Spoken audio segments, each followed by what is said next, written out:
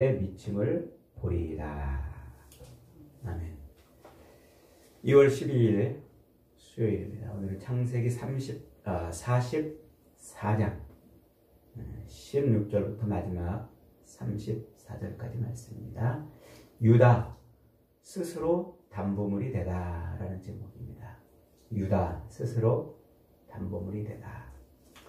오늘 이 44장은 형제들이 이제 요셉의 요구대로 베냐민을 데리고 애굽에 와가지고 양식을 얻어서 다시 돌아가려고 하는 장면에 이제 요셉이 그 베냐민의 자루에다가 은잔을 숨겨놓고 그들을 시험하는 장면이라 그랬죠.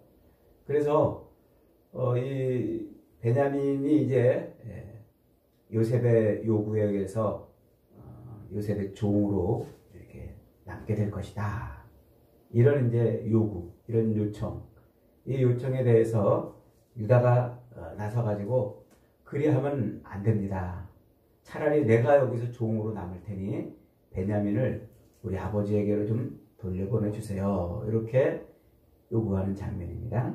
그래서 어저께 우리가 전체를 통해서 요셉이 형제들을 시험하는 이유에 대해서 배웠었죠. 그 이유가 뭡니까? 그것은 곧 하나님이 요셉에게 보여주셨던 그 꿈, 자기 볏단에게 형제들의 볏단이 절을 하고 하늘의 해와 달과 별들이 자기에게 절하는 그 요셉의 꿈이 완전히 성취되는 그런 모습을 보여주는 거라고 그랬어요. 그래서 형제들이 요셉의 발 앞에 무릎을 꿇게 만드는 그런 일이라고 그랬죠.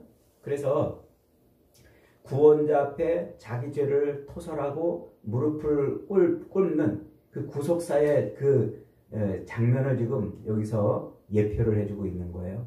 그래서 우리의 구원자 되신 예수 그리스도 앞에 우리가 무릎을 꿇고 우리의 죄를 토설함으로 그러므로 하나님의 구원이 시작이 되는 거란 말이에요. 그 그림이 요셉이 자기 형들로 하여금 자기 앞에 무릎을 꿇게 만드는 그런 이야기로 펼쳐진다 그랬습니다.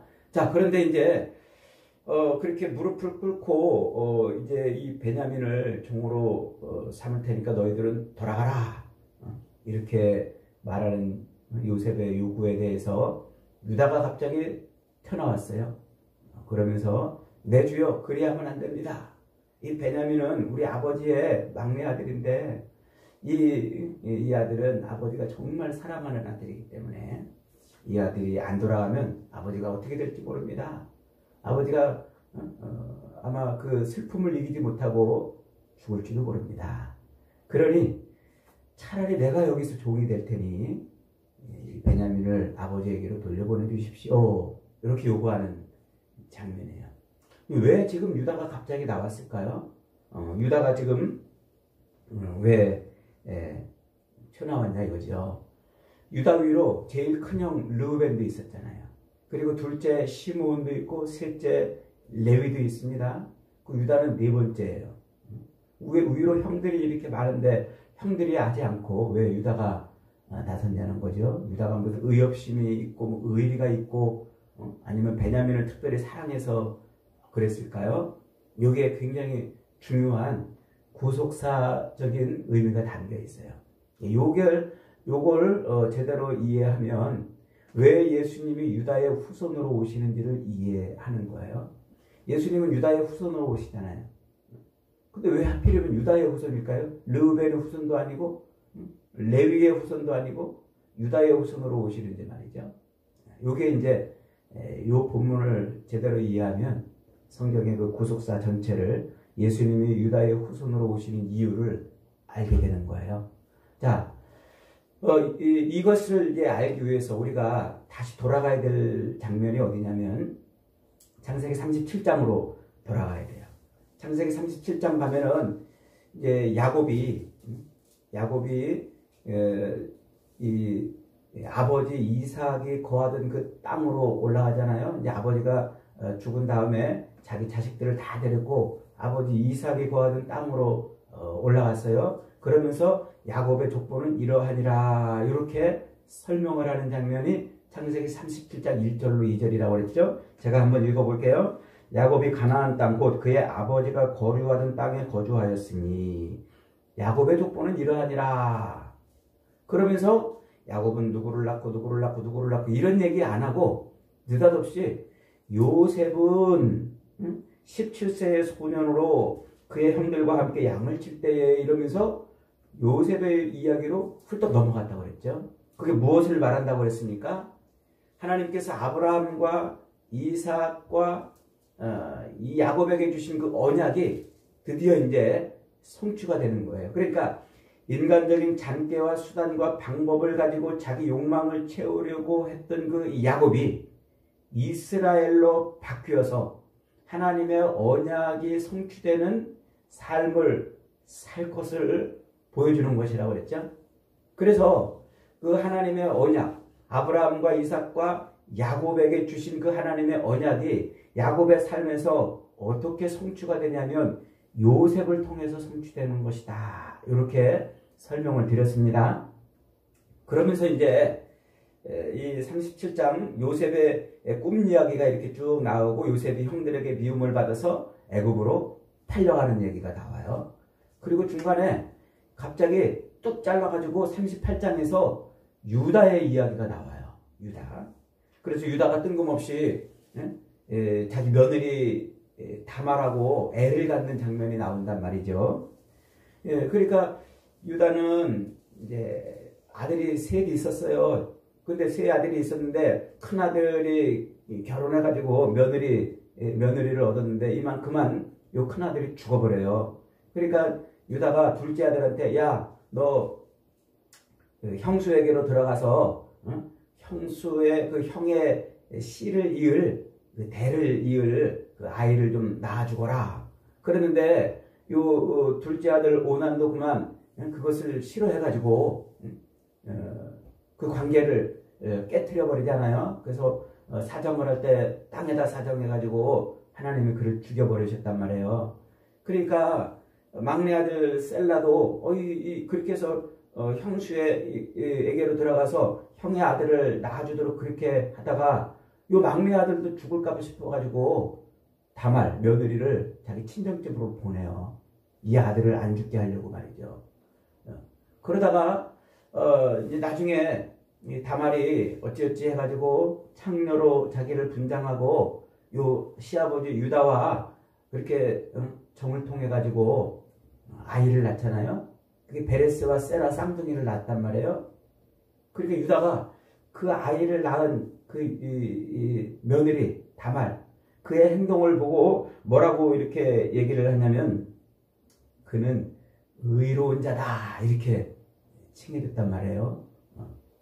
그래서 이 유다의 그 행동이 아주 굉장히 중요한 행동이에요. 그 다말과 유다의 이야기가 아주 중요한 이야기예요. 그러니까 야곱, 아브라함과 이삭을 통해서 주신 그 하나님의 언약이 야곱에게로 통해져서 그 야곱이 이제 이스라엘로 바뀔 때 그게 그의 그 언약이 어떻게 성취되냐면 한쪽으로는 요셉을 통해서 성취되는 거예요. 또 한편으로는 유다를 통해서 성취가 되는 거예요. 그렇게 야곱의 언약을 이루는 인생이 펼쳐질 때 한쪽은 요셉, 한쪽은 유다를 통해서 성취됩니다. 왜 요셉과 유다를 통해서 성취가 될까요? 이 두 아들이 맏아들의 역할을 하기 때문에 그래요. 맏아들, 장자 역할을. 그래서 이제 37장에 오면은 이제 야곱이 자기의 진짜 사랑하는 진짜 아내 라헬이잖아요.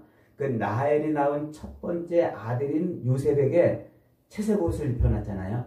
채색 옷은 색동옷이 아니고 뭐라고 그랬습니까? 장자가 입는 장자권을 가지고 있는 장자가 입는 옷이라고 그랬죠. 이게 이제 요셉이 입고 있던 옷이에요. 그래서 그 요셉이 장자가 되는데 장자권을 갖는 아들이 되는데 왜 그렇게 되냐면 그가 자기가 진짜 사랑하는 아내가 낳은 첫 번째 아들이기도 했지만 제일 큰 아들 르우벤이 어떻게 했어요? 자기 서모하고 통관을 해요. 그래서 장자의 고난을 박탈당해 버린단 말이에요. 그러니까 그 큰아들이 원래 장자가 되어야 되는데 마땅히, 그런데 자기 서모와 통관을 하고 그런 아버지의 침상을 더럽힌 것 때문에 장자의 고난을 잃어버리는 거예요. 그래서 아버지 야곱이 그 큰아들의 그 괘씸한 행위, 자기 침상을 더럽힌 행위를 인해서 장자의 고난을 누구에게로 주냐면 요셉에게로 준단 말이에요. 그래서 요셉이 장자의 고난을 갖게 되는 거예요. 자, 그렇다면 유다는 언제 장자권을 도대체 갖는 것일까요? 유다는 공식적으로 장자로 이렇게 인정받거나 아버지가 무슨 장자의 채색옷을 입혀놓지도 않았어요. 자, 그런데 아까 이제 이 다말과의 그 관계를 통해서 이 유다가 하나님 앞에 그 부끄럽고 자기의 이렇게 죄악된 모습을 드러내는 삶을 살았음에도 불구하고 그가 장자의 자리에 올라가는 이유가 뭐냐면, 첫 번째 아들 르우벤은 이 아버지의 침상을 더럽힌 것 때문에 장자의 권한이 박탈당했잖아요. 두 번째 시므온과 세 번째 아들 레위는 언제 장자의 권한을 잃어버릴까요? 당연히 큰아들이 죽으면 둘째, 셋째로 이어져 가야 되잖아요. 그런데 이 시므온과 레위는 자기 여동생 다말이 세겜 사람들한테 투행을 당해가지고 부끄러운 일을 당합니다. 그러자 요 세겜 사람들한테 이 시므온과 레위가 뭐라고 그러냐면, 야, 너희와 우리가 이렇게 한 족속이 되고 같이 이렇게 결혼해서 한 가문이 되려면 너희도 할례를 받아야 돼. 이래서 세겜 사람들에게 다 할례를 받게 합니다. 그리고 할례를 받아가지고 고통이 제일 심한 때에 시므온과 레위가 가가지고 남자들이 그 움직이기 어려울 때 그들을 모두 다 죽여버려요. 그리고 거기에 있는 재물과 아녀자들을 약탈해가지고 돌아오는 일이 벌어지죠. 그때 그 다말의 그 강간 사건으로 인해서 시므온과 레위가 이 세겜 사람들을 하나님의 언약 백성의 표시인 할례를 가지고 피해 복수를 한 그 장면을 야곱이 뭐라고 설명하냐면 34장 30절에 이렇게 설명해요. 야곱이 시므온과 레위에게 이르되, 너희가 내게 화를 미쳐 나로 하여금 이 땅의 주민 곧 가나안 족속과 브리스 족속과 족속에게 악취를 내게 하였도다. 나는 수가 적은즉 그들이 모여 나를 치고 나를 죽이리니 그러면 나와 내 집이 멸망하리라. 그러니까 이 시므온과 레위의 그 행위, 하나님의 언약 백성의 표지인 이 할례를 가지고 피해 복수를 한 그 행위를 야곱이 아주 심하게 질타를 한단 말이죠. 그래서 야곱의 마음에 이 둘이 장자로서 맏아들로서의 그런 역할을 할 수 없는 그런 존재로 각인이 되는 거예요. 요게 언제 다 나타났냐? 이제 우리가 앞으로 읽어 가겠습니다만은 창세기 49장에 가면은 이제 야곱이 12명의 아들을 다 모아놔요. 다 모아놓고 이렇게 말합니다. 49장 1절에서 야곱이 그 아들들을 불러 이르되, 너희는 모이라. 너희가 후일에 당할 일을 내가 너희에게 알리리라. 12명의 아들들을 모아놓고, 야, 너희들이 앞으로 후일에 당할 일을 내가 너희에게 예언하겠다. 이렇게 예언을 해요. 그러면서 5절에서 시므온과 레위에 대해서 이렇게 예언합니다. 시므온과 레위는 형제여, 그들의 칼은 폭력의 도구로다. 내 혼아 그들의 모의에 상관하지 말지어다. 내 영광아 그들의 집회에 참여하지 말지어다. 그들이 그들의 분노대로 사람을 죽이고 그들의 혈기대로 소의 발목 힘줄을 끊었음이로다. 그 노여움이 혹독하니 저주를 받을 것이요 분기가 맹렬하니 저주를 받을 것이다. 내가 그들을 야곱 중에서 나누이며 이스라엘 중에서 흩으리로다. 이렇게 예언을 해요. 이게 야곱의 축복인데 저주 같은 그런 예언을 지금 하죠. 이 야곱은 시므온과 레위가 하나님의 언약 백성의 표지인 할례를 빌미로 세겜 사람들을 도륙한 그 일을 가슴에 품고 있었던 거예요. 그래서 그들을 장자의 복을 누리는 그런 예언을 해주지 않고 저주에 가까운 그런 예언을 지금 하고 있는 것입니다. 그에 반해서 유다는 어떤 일을 했습니까? 유다는 창세기 37장에서 형들의 미움을 받아가지고 이제 요셉이 죽을 위기에 처하잖아요. 그때 유다가 나서가지고 형들이 요셉을 죽이려고 그럴 때 유다가 막습니다. 막아가지고 뭐라고 그러냐면, 야, 우리가 이 아이를 죽여서 우리 손에 피를 묻힐 일이 뭐가 있느냐. 그러지 말고 이 아이를 행인들에게 팔아가지고 노예로 이렇게 팔아버리자. 그래서 요셉을 하나님이 계획하셨던 대로 이 애굽의 종으로 들어가게 하는 일을 자기도 모르게 해요. 형들이 요셉을 죽이려고 그럴 때 그를 죽이지 말고 종으로 팔아버리자, 노예로 팔아버리자. 이렇게 해서 요셉을 살려 하나님이 하시려고 하셨던 요셉을 애굽에 보내는 그 일을 자기도 모르게 한단 말이죠. 자, 그렇게 하나님의 섭리를 이루는 인생이 되는데 그 일 때문이었을까요? 이상하게 야곱이 이 네 번째 아들인 유다를 향한 축복을 할 때 이렇게 예언을 합니다. 창세기 49장 8절로 12절에 보면, 유다야, 너는 내 형제의 찬송이 될지라. 내 손이 내 원수의 목을 잡을 것이요 내 아버지의 아들들이 내 앞에서 절하리로다. 유다는 사자 새끼로다. 내 아들아, 너는 움킨 것을 찢고 올라갔도다. 그가 엎드리고 웅크림이 수사자와 같고 암사자 같으니 누가 그를 범할 수 있으랴? 규가 유다를 떠나지 아니하며 통치자의 지팡이가 그 발 사이에서 떠나지 아니하기를 실로가 오시기까지 하리라. 이렇게 예언을 해요. 요게 예수님 메시아에 대한 예언이에요. 그러니까 지금 야곱이 자기 아들들을 향해서 지금 예언을 하는데 르우벤이나 시므온이나 레위는 저주를 퍼부으면서 느닷없이 유다에 대해서는 이렇게 큰 복을 지금 내리고 형제들이 다 무릎 꿇을 것이고 유다가 그 통치자의 지팡이를 가질 것이다. 이렇게 말을 해요. 이게 메시아 예언이거든요.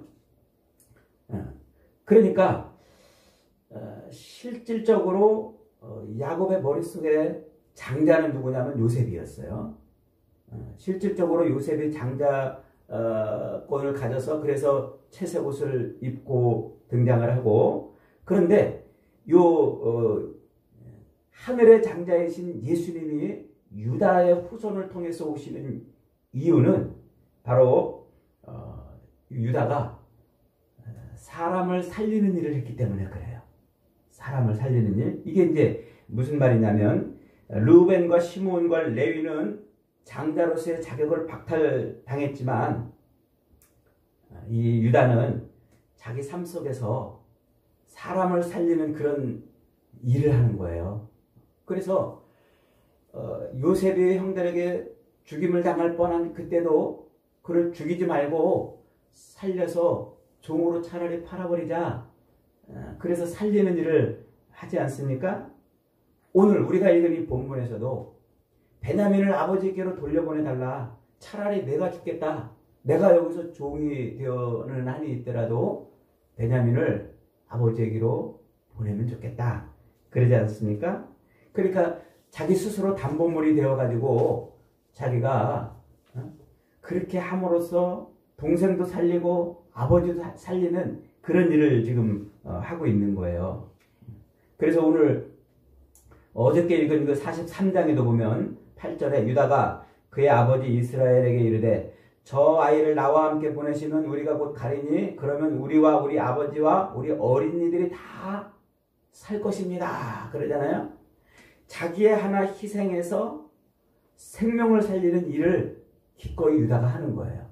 기꺼이.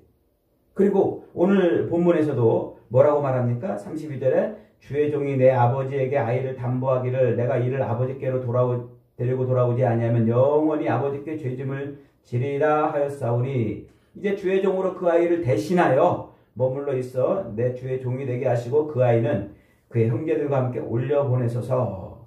그러면 아버지가 살 것이라 이러잖아요. 그러니까 유다가 지금 한 행동이 뭐예요? 자기를 희생해서 다른 사람을 살리는 일을 하는 것입니다. 이게 굉장히 중요한 얘기예요. 한번 따라해 봅시다. 자기를 죽여 남을 살리는 것. 이게 십자가 삶의 원리인데, 이 예수님이 유다의 후손으로 오시는 이유가 바로 유다가 그렇게 십자가의 삶을 살아낸 모습으로 등장을 하기 때문에 예수님이 내가 죽어 너를 살리는 십자가의 삶을 완성하러 오시는 거예요. 도대체 유다는 언제 이런 걸 배웠을까요? 원래 유다는 이기적인 사람이었잖아요. 자기 두 아들이 며느리 때문에 죽자 막내 아들 안 죽이려고 며느리를 친정으로 보내지 않습니까? 그렇게 며느리를 친정으로 보내고 자기 유익을 위해 살았던 사람인데 언제 도대체 유다는 이렇게 자기를 죽여 남을 살리는 그런 삶을 배웠느냐 말이죠. 이게 창녀가 되어서 자기에게 와가서 자기의 씨를 잉태한 그 다말의 이야기를 듣고 유다가 뭐라고 말하냐면 창세기 38장 2절에서 그는 나보다 옳도다. 그 다말이 어떤 남자와 붙어가지고 아기를 뱉다는 얘기를 듣고 그 그 며느리를 죽이려고 시기식거리며 찾았다가 나중에 그 아이가 자기 아이라는 것을 확인한 이후에 며느리가 뭐 했다고요? 나보다 옳도다 이렇게 말해요. 나보다 옳도다.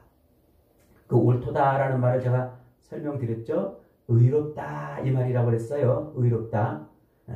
그러니까 며느리 다말은 유다의 집에 시집을 와가지고 자기로 인해서 자식이 대를 이어야 되는데 그 대를 이을 수 없는 상황에 처하니까 어떻게 한 거예요? 자기 스스로 비천하고 자기 스스로 그 천박한 수치스러운 삶을 감내하면서도 유다의 씨를 잉태를 한 거예요. 바로 이게 내가 죽어 너를 살리는 그 삶의 모형인 거예요. 그러니까 유다가 그걸 통해서 며느리의 그 희생을 통해서 그가 의롭구나. 그가 의롭구나. 이렇게 판정을 해준 것이죠.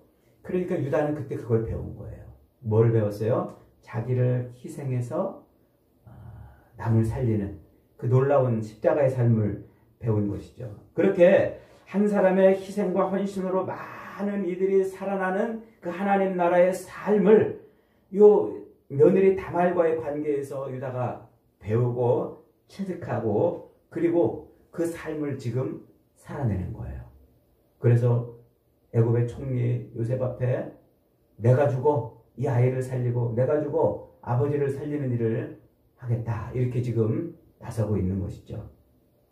그래서 내가 죽어 너를 살리는 그 희생의 삶, 그 하나님 나라의 삶, 그 삶을 완성하러 유다의 후손으로 예수님이 오시는 거예요. 이게 구속사에서 너무 중요한 이야기죠. 그러니까 예수님이 유다의 후손으로 오실 이유가 사실은 없잖아요. 그러니까 유다가 맏아들도 아닌데 말이죠. 바로 여기에 있는 거예요. 그래서 예수님께서 이 땅에 오셔서 십자가를 짊어지신 게 뭡니까? 그게 내가 죽어 너를 살리는 삶을 완성하는 것 아닙니까? 그러면서 예수님은 제자들에게 뭐라고 말씀하고 있어요? 아무든지 나를 따라오려거든 자기를 부인하고 자기 십자가를 지고 나를 쫓을 것이니라. 누구든지 살고자 하는 자는 죽을 것이고 죽으려고 하면 생명을 얻을 것이다. 이렇게 말씀하시지 않습니까? 여러분, 이게 바로 십자가 삶의 원리인 거예요. 하나님께서 자기 백성들을 통해서 이루시려는 삶이 이것이란 말이에요. 그러니까 하나님의 언약 백성의 삶의 모습은 어떻게 나타나야 되는 거예요? 내가 죽어 너를 살리는 삶으로 나타나는 거예요. 세상은 이 가인의 후손, 이 가인의 후손의 삶은 뭐였어요? 저것을 죽여 내가 사는 정글 같은 삶이었지 않습니까? 가인의 후손의 삶 속에서 하나님은 자기 백성들을 택해서 내가 죽어 너를 살리는 그 삶을 살아내게 하시는 거예요. 그래서 그 유다의 그런 삶을 살았던 그 유다의 후손으로 예수님이 오셔서 이 십자가를 짊어지고 우리를 구원하시는 사역을 이루시는 것이죠. 그래서 주님이 이 땅에 오실 때 이렇게 말해요. 인자가 온 것은 섬김을 받으려 함이 아니라 도리어 섬기려 하고 자기 목숨을 많은 사람의 대선물로 주려 하느니라. 그것 때문에 우리가 살아난 겁니다. 그 십자가 삶 때문에 우리가 살아났어요. 주님은 우리에게 그렇게 우리를 살리시고 우리로 그런 삶을 살으라고 말씀을 하고 있습니다. 여러분, 주님의 백성, 하나님의 선택된 백성, 언약 백성은 저것을 죽여서 내가 사는 그런 죄악된 타락된 삶이 아니라 내가 죽어 너를 살리는 십자가의 삶을 사는 백성들인 줄 믿으시기 바랍니다. 오늘도 저와 여러분의 삶이 그렇게 남을 죽여 내가 사는 삶이 아니라 내가 죽어 너를 살리는 십자가의 삶을 살아내는 복된 인생들이 다 되시기를 주님의 이름으로 축복합니다.